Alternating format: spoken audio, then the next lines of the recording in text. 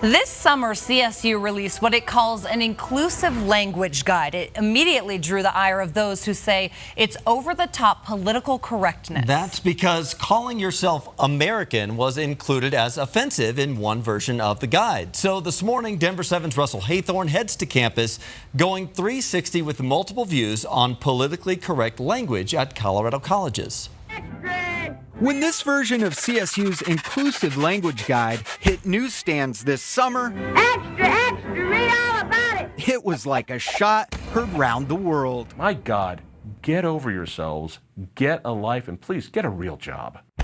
The guide included the word American as possibly offensive because, quote, the Americas encompass a lot more than the United States.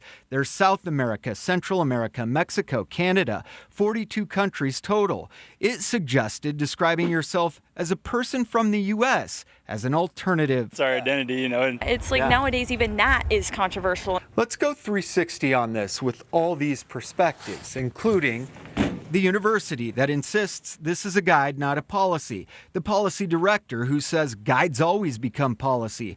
A free speech advocate who says this is an attack on freedom. The students who see both sides, and others who say inclusive language is our future. We start with the university. Both Chancellor Tony Frank and President Joyce McConnell immediately clarified. Frank said in an op-ed some of the suggestions were just plain silly. And in a letter, McConnell said we do not place prohibitions on language on our campus. But the damage was done, and the guide, rough draft or not, is out there for the world to see.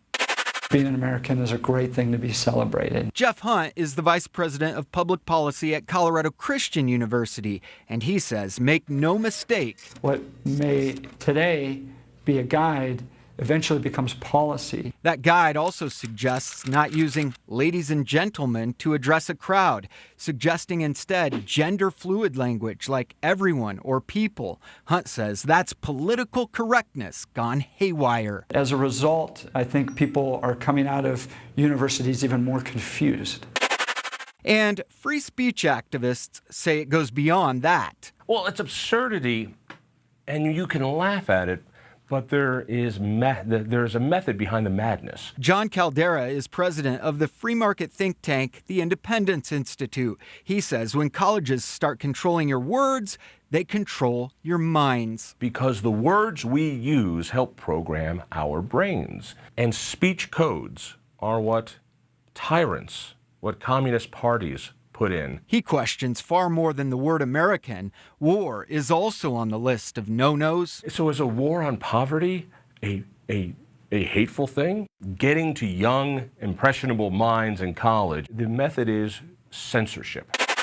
And that brings us back to campus. I sometimes hesitate with some of the political correctness, where students and even graduate teaching assistants are clearly conflicted. One of our speakers a couple days ago comes in and is like, okay guys, and then they had to stop themselves. And they're like, okay, when I say guys, I don't just mean males, I mean just anyone sitting in this room. Yeah. I'm just saying guys. Some people don't necessarily fall under the binary, which basically means they don't necessarily identify like as a man or a woman. Sometimes you say something offensive and it's because you just had no idea that it was offensive. Because as we always like to say, this is a melting pot. There's a lot of different cultures, a lot of different groups of people. What most can agree on is respect for their peers. If it's something that's offensive to someone, then of course I don't want to use it. In Fort Collins. But I definitely feel that disagreement is going to be a part of life.